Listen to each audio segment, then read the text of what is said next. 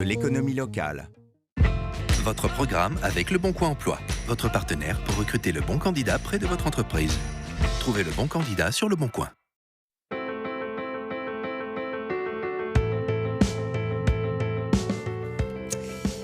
Bonsoir Axel Kahn. Bonsoir Elisabeth Partichou. Merci d'être avec nous ce soir sur LCI, généticien, président de la Ligue nationale contre le cancer et auteur. On vous reçoit à l'occasion de la sortie de cet énième livre. Vous avez commis déjà. Ça doit être le 30e, je crois. Voilà. Et le bien dans tout ça, qui est un essai de réflexion sur le bien, Bigre. On va voir ça. C'est un livre très riche. Alors, c'est pas un livre moraliste, c'est pas un catéchisme. D'ailleurs, à propos de catéchisme, petite parenthèse d'entrée, vous racontez avoir eu assez jeune une crise mystique assez carabinée quand même, hein, et au bout d'un moment, vous avez décidé de tourner le dos à l'Église, vous n'y êtes plus revenu. Je veux dire, vous avez... Absolument. Qu'est-ce qui s'est passé? J'étais dans une école de jésuites. Ouais. Et c'est dans cette école de jésuites, j'étais très catholique, très croyant, pieux. Et c'était dans cette école des jésuites que j'ai eu, c'est fréquent chez les adolescentes et chez les adolescents, une crise mystique extrêmement importante. J'étais obsédé par l'idée de la faute, du péché, du mal. Et donc, évidemment... Vous aviez quel âge? J'avais 15 ans. Ouais. Et donc, évidemment, chez un garçon comme une fille de 15 ans, il y a des pulsions, des hormones, tout un monde nouveau et des pensées, entre guillemets, impures qui vous viennent. Et ça, c'était, dans une petite conception du terme extrêmement critiquable, c'était, considérais-je, mal. Et donc, je me tapais des rosaires et des rosaires, des dizaines de rosaires, parfois à genoux sur les dalles glacées. Tout le monde ne sait pas ce que c'est qu'un rosaire. Alors, c'est l'ensemble d'un chapelet. Voilà, quand vous dites tout votre chapelet, quand vous dites tout votre chapelet, catholique, parce qu'il n'y a pas que les catholiques qui ont des chapelets, c'est le rosaire, voilà. Voilà, et donc vous faisiez ça, vous étiez à genoux, je faisais ça, sur le carrelage. Donc, et puis, je me suis rendu compte que c'était totalement ridicule. Donc, ça m'a intellectuellement préparé à ce qui devait se passer à peu près à la même période. C'est-à-dire parce que, je me le rappelle très bien, c'était une promenade du jeudi où il n'y a pas école, vous savez, dans un petit bois à l'époque, après c'était le mercredi, mais à mon âge c'était le jeudi. Donc je me baladais avec les autres, mais j'étais grand déjà, donc avec une certaine liberté, une promenade de 7-8 kilomètres dans un petit bois à côté de cette abbaye qui datait de l'époque de Richelieu, l'abbaye de Pont-le-Voix, près de Blois, dans le Blaisois. Et là, je ne sais pas ce qui m'a pris. Je me suis mis à énumérer les items du credo. Je crois en Dieu, en Jésus-Christ, son Fils unique, etc., etc. Et plus j'allais, quand je suis arrivé à la Trinité, je me suis dit, c'est bien compliqué, un dans trois, trois dans un, c'est vraiment pas simple.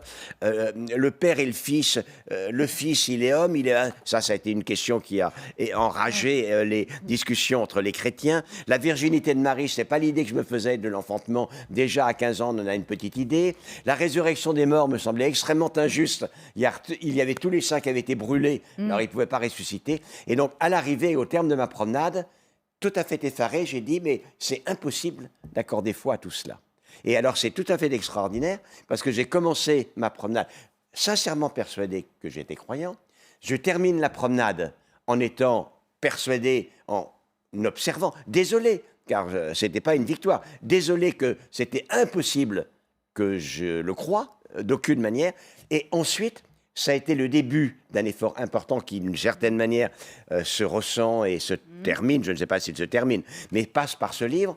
C'est-à-dire que je me suis dit que tout n'était peut-être pas à jeter. Je ne fais plus l'hypothèse du bon Dieu. Je ne fais plus l'hypothèse d'un créateur. Mais l'humanisme chrétien, ça vaut peut-être la peine de le conserver. Et j'ai passé une vie à essayer de refonder, sans faire l'hypothèse du bon Dieu, l'humanisme chrétien. Bon, bref, début de promenade, vous aviez la foi, et à la fin, vous ne l'aviez plus, mais vous avez gardé quand même quelques valeurs. On va en parler. Jeudi, ce livre est très riche. Mais un mot, parce que vous savez que jeudi, c'est conférence de presse.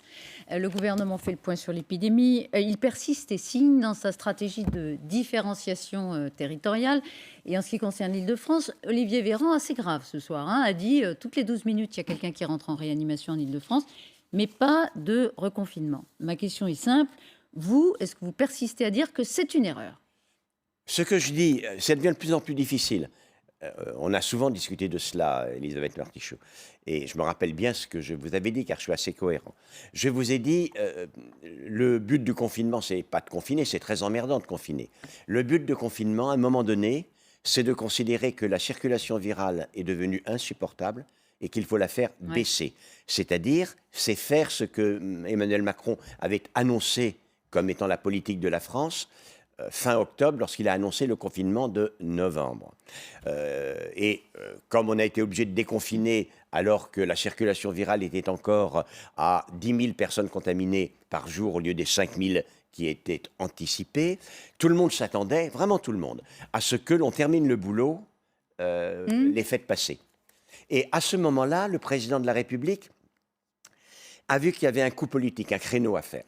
Il y avait une telle volonté des Français de n'être pas confinés, de connaître la liberté, que celui qui, à un moment donné, allait les protéger, allait les sauver de l'horreur d'un nouveau confinement, il avait certainement des choses à gagner. Et il a gagné, ça a été une très bonne décision d'un point de vue politique.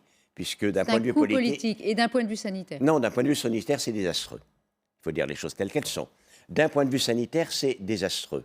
Parce que, de ce fait-là, depuis le mois de novembre, on vit avec une très importante circulation virale.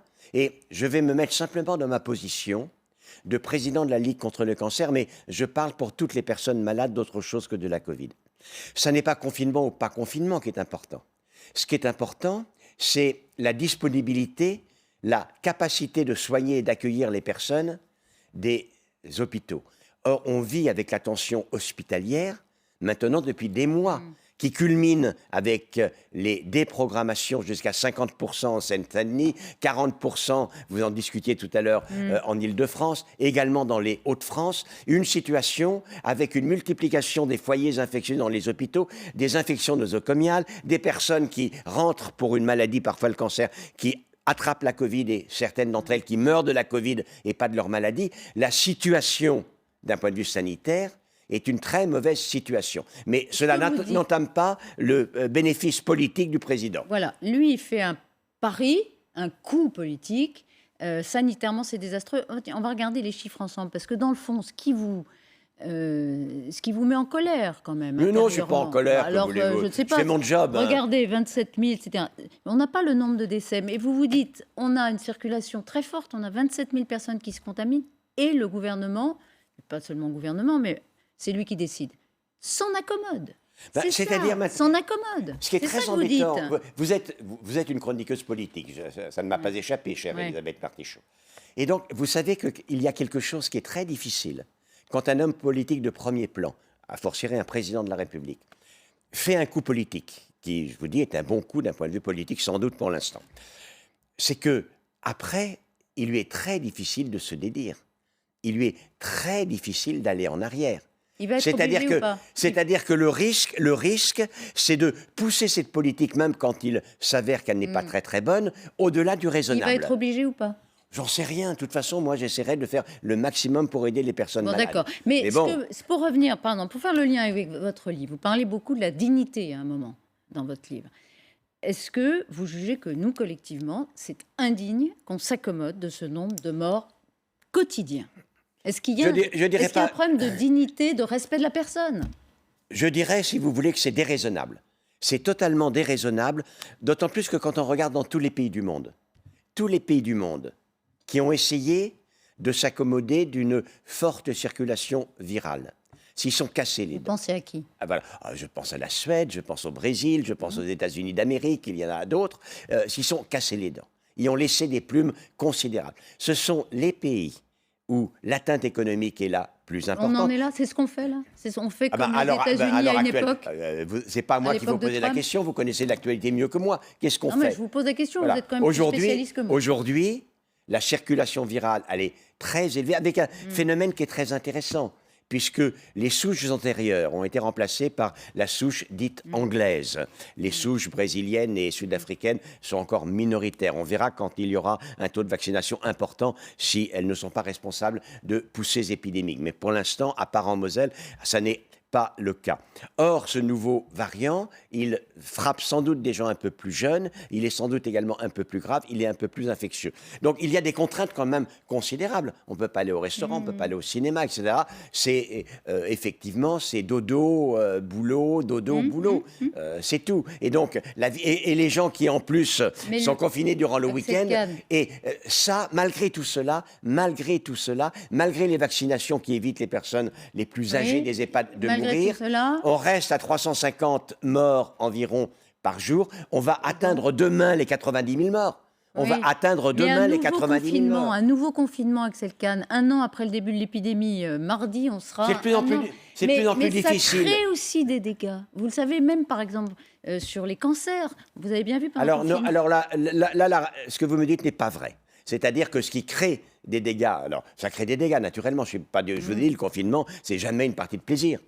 Mais ce qui crée des dégâts pour les maladies, c'est la pression hospitalière. C'est la tension hospitalière. C'est pas le confinement lui-même. Il crée des dégâts quand même. Comment ? Le confinement, il crée des dégâts. Il crée des dégâts psychologiques, il crée des dégâts psychologiques, il crée des dégâts économiques, etc. Est-ce qu'en fait, il n'y a pas de bonne solution ?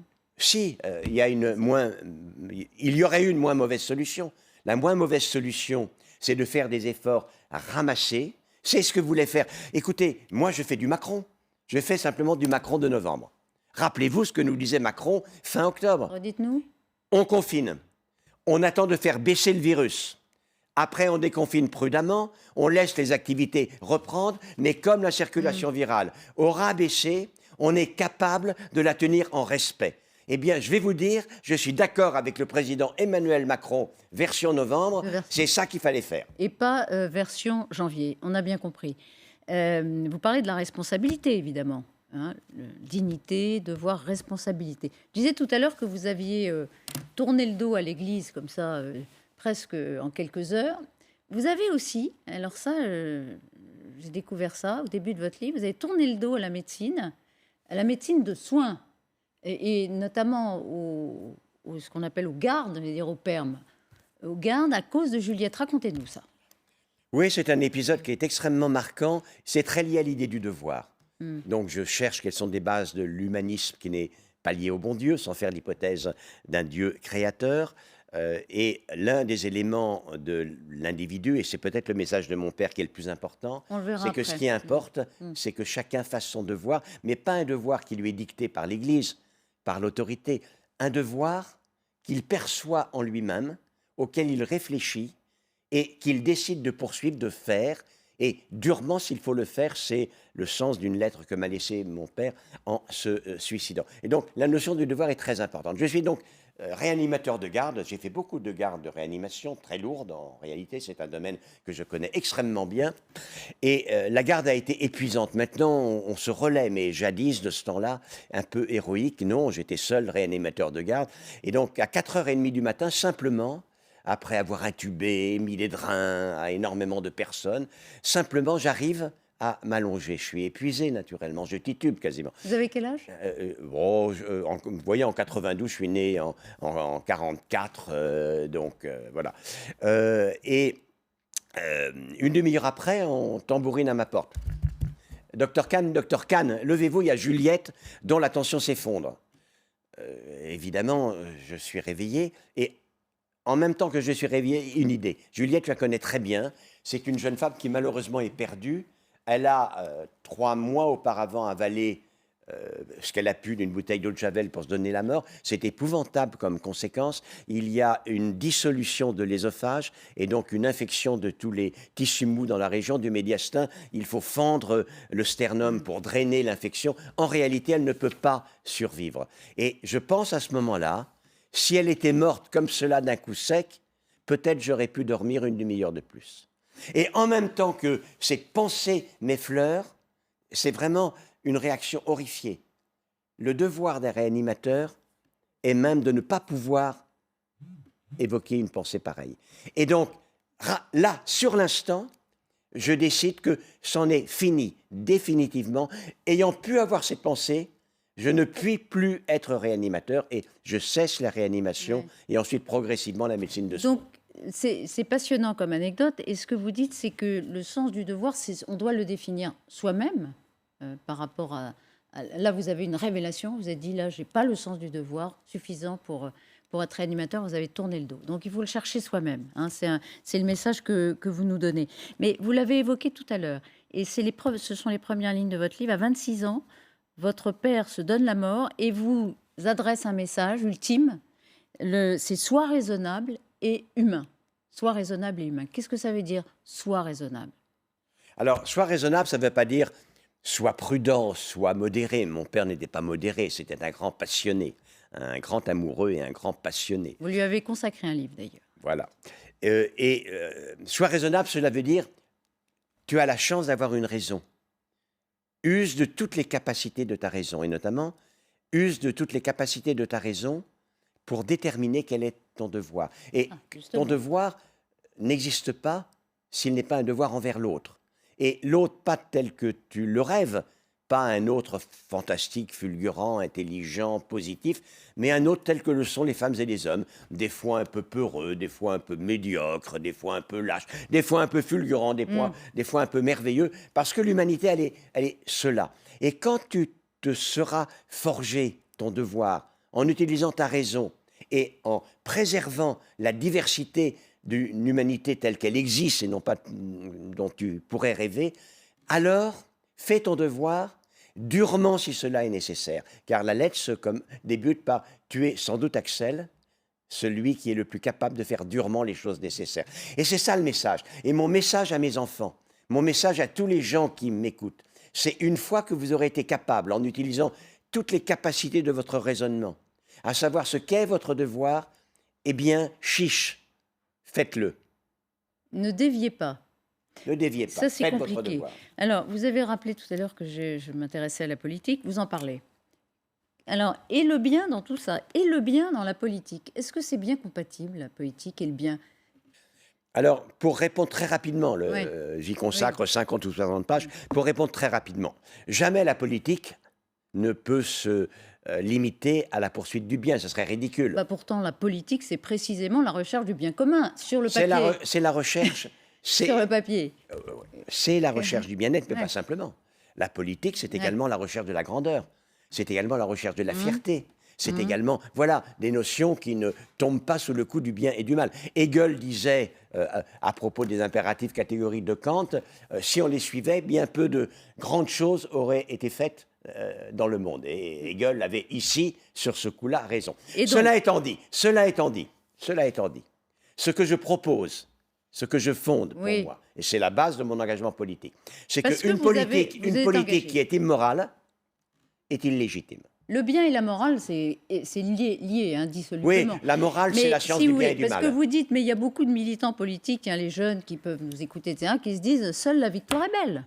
Donc le bien, Alors tout oui, ça, ils ont raison. Ah oui. Seule la victoire est belle, mais si jamais la victoire est la victoire d'une cause qui nie ce qui est la base de la tension du bien, qui est la tension de la défense de la valeur de l'être, de son bien-être, de sa promotion, de son épanouissement. Alors, parce que cette politique est immorale, elle est illégitime, et comme diraient les révolutionnaires de 93, la révolte et la révolution est le plus sacré des devoirs. on pourrait scanner tous les sujets de politique actuels grâce à votre livre. Par exemple, vous parlez de la violence. Vous parlez de la violence instinctive et animale. Et vous dites que c'est l'éducation, c'est la combinaison entre la réprimande, on va dire, et l'encouragement qui font que les jeunes gens, évidemment, se désensauvagent. Se désensauvagent, c'est vous qui utilisez le mot. Vous avez vu les dernières rixes, et vous avez vu cette jeune fille qui a été tuée par deux camarades du même âge.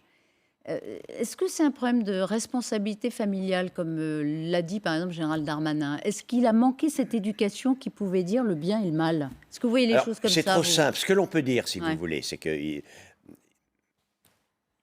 il y a, je sais que le terme fait polémique, mais peu importe, moi je suis très loin de cela, il y a un type de violence qui vient de la persistance d'un ensauvagement, qui est l'ensauvagement des sauvageons, comme disait Jean-Pierre Chevènement, c'est-à-dire de ces repousses d'une racine qui vont pousser comme cela sans tuteur. C'est ça, un sauvageon. Et par conséquent, ce que l'on voit, ce sont les éléments de la violence instinctive animale. Nous sommes des animaux, naturellement. Nous sommes des animaux humains, mais nous sommes des animaux. Pour quelle raison est-on violent? On est violent pour l'accouplement, on est violent pour le territoire, on est violent pour la nourriture, on est violent, etc. Mais les animaux aussi, de la même manière.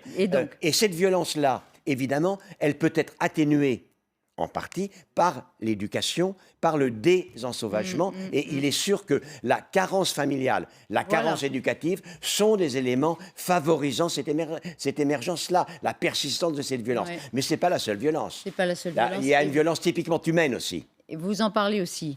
Il y a beaucoup de débats dans le débat politique, il y a beaucoup de conflits, disons plutôt, dans le débat public qui tournent justement autour de ce qui trace la ligne entre le bien et le mal. Et finalement, on se trouve des ennemis. Et en général, de plus en plus, l'ennemi, c'est celui qui ne pense pas comme moi. Vous le sentez, ça? Je veux dire, il y a le bien mais ça et n'a le rien mal. à voir. Ça n'a rien à voir avec le bien et le mal. Je redonne la définition du bien. Le bien, c'est tout ce qui procède de la reconnaissance de la valeur de l'autre et tout ce qui contribue à la mettre en musique, en quelque sorte, c'est-à-dire à protéger l'autre, à permettre son épanouissement, à veiller à son bien-être, etc., etc. Et le mal, c'est simplement l'inverse. Ça n'est que ça. Il n'y a pas de bien et de mal en dehors de la référence à l'autre. Il n'y a pas de bien et de mal en dehors de la référence à l'autre. Vous parlez de Éric Raoult, vous lui consacrez plusieurs pages, on n'a plus le temps, mais pas pour l'accabler d'ailleurs, mais pour montrer à quel point tout ce qui a environné Raoult... Moi, je connais bien Raoult. Le phénomène ce qu'il a fait sectaire, ce qu'il a fait in fine, c'est pas bien, je vais vous dire. Ce qu'il a fait in fine, c'est pas bien. Voilà, vous avez dressé toutes les erreurs. Dis donc, vous avez fait quand même un inventaire. Mais tout ça pour dire que ça révèle quelque chose quand même aussi de notre époque. Et vous le déplorez profondément. On pourrait rester des heures avec vous. Merci beaucoup Axel Kahn d'avoir été ce soir. Je vous renvoie à cet ouvrage et le bien dans tout ça, point d'interrogation. C'est très riche, réflexion, confidence, signé Axel Kahn. Merci à vous. Et on retrouve, pour des confidences, je ne sais pas, mais des informations, certainement, le grand soir avec Julien Arnaud. Bonsoir Elisabeth, des confidences... c'est pas l'heure. Des confidences philosophiques dans quelques instants, des débats également, et puis on va reprendre une casquette un peu médicale.